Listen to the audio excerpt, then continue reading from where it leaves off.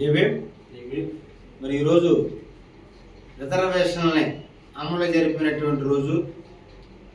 రిజర్వేషన్ల పితామహుడు సాహు మహారాజ్ గారు 1902 సంవత్సరంలో ఈ భారతదేశంలో ఉన్నటువంటి కుల వ్యవస్థలో ఎవరైతే కొన్ని వేల సంవత్సరాలుగా వందల సంవత్సరాలుగా విద్యకు దూరంగా ఉన్నటువంటి వ్యవస్థనే మరి పునర్నిర్మించాలి విద్య పట్ల అని ఆలోచించి సాహు మహారాజ్ గారు మరి జూలై 26, 1902 50% ఆ స్థానంలో 50% రిజర్వేషన్ని అమలు విద్యలోను ఉద్యోగాల్లోనూ మరి రిజర్వేషన్లు అమలు చేస్తున్నట్టు ఆయన ప్రకటించడం, ఆ రిజర్వేషన్ పుణికిపుచ్చుకున్నటువంటి వాళ్ళు మరి ప్రపంచ మేధావి నవభారత రాజ్యాంగ నిర్మాత భారతరత్న బాబాసాహెబ్ అంబేద్కర్ ఉన్న విషయాన్ని ఈ సందర్భంగా మనం గుర్తు చేసుకోవాలి. ఆ రిజర్వేషన్ అమల్లోనే మరి బాబాసాహెబ్ అంబేద్కర్ ఇతర దేశాల్లోకి వెళ్ళి చదివి అదే ఆస్థానానికి సెక్రటరీ అయినటువంటి చరిత్ర మనం తెలుసుకున్నాం. ఆ రిజర్వేషన్లే కనుక ఆనాడు పునర్నిర్మించబోయినట్లయితే మరి బాబాసాహెబ్ అంబేద్కర్ చదువుకునే అవకాశం వచ్చేది కాదు.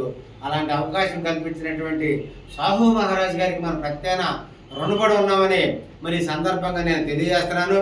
మరి సాహారోజు మహారాజ్ పుణ్యమే ఈ భారతదేశానికి మానవ హక్కులు కల్పించింది, అది బాబాసాహెబ్ అంబేద్కర్ పోరాటం వల్ల. సాహు మహారాజ్ గారి పుణ్యమే ఈ దేశానికి రాజ్యాంగం రాసే అవకాశం వచ్చింది, మరి బాబాసాహెబ్ అంబేద్కర్ రాజ్యాంగం రాయటం వల్ల. అది సాహు మహారాజ్ గారు బాబాసాహెబ్ అంబేద్కర్కి రిజర్వేషన్ కల్పించడం వల్ల. అదేవిధంగా స్త్రీలకి ఏ దేవుడు కూడా మరి సమానత్వాన్ని కానీ విద్య కానీ స్వేచ్ఛ కానీ కల్పించినటువంటి ఈ దేశంలో మరి బాబాసాహెబ్ అంబేద్కర్ పురుషుడితో పాటుగా స్త్రీకి సమానమైన హక్కులు కల్పించాడు, విద్య హక్కు కల్పించాడు, స్వేచ్ఛ హక్కు కల్పించాడు, సమానత్వ హక్కు కల్పించాడు. మరి ఈ దేశంలో మరి ఉన్నతమైన అటెండర్ దగ్గర నుంచి ఐఏఎస్ ఆఫీసర్ వరకు, వార్డు మెంబర్ దగ్గర నుంచి ప్రధానమంత్రి రాష్ట్రపతి వరకు అయ్యే అవకాశం కల్పించాడు బాబాసాహెబ్ అంబేద్కర్. అది సాహు మహారాజ్ గారు అంబేద్కర్ గారికి రిజర్వేషన్ కల్పించడం వల్ల. ఈ విధంగా మనం చెప్పుకుంటూ వెళితే అలాగే కార్మిక హక్కు కల్పించింది బాబాసాహెబ్ అంబేద్కర్, అది బాబాసాహెబ్ అంబేద్కర్కి అవకాశం కల్పించింది సాహు మహారాజ్. మరి కాబట్టి ఆయన ఈ విధంగా రిజర్వేషన్ కల్పించాడు కాబట్టే బాబాసాహెబ్ అంబేద్కర్ చదువుకోగలిగాడు, ఈ దేశంలో ప్రతి ఒక్క హక్కునే కల్పించగలిగారని ఈ సందర్భంగా మరి తెలియజేస్తూ సెలవు తీసుకున్నాను. జై భీమ్, జై భీమ్.